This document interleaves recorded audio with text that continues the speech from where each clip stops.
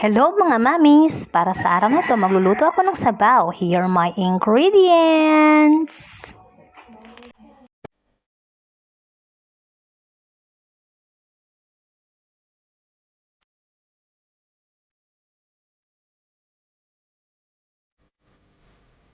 Ito na ang first boil.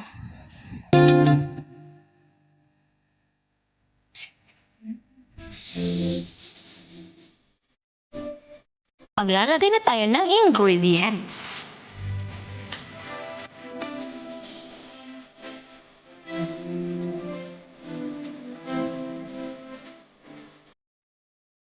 Let it boil together with our ingredients para mas malasa.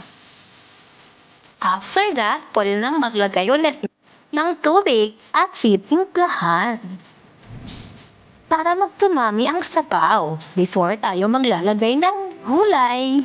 And tada! Ready to serve!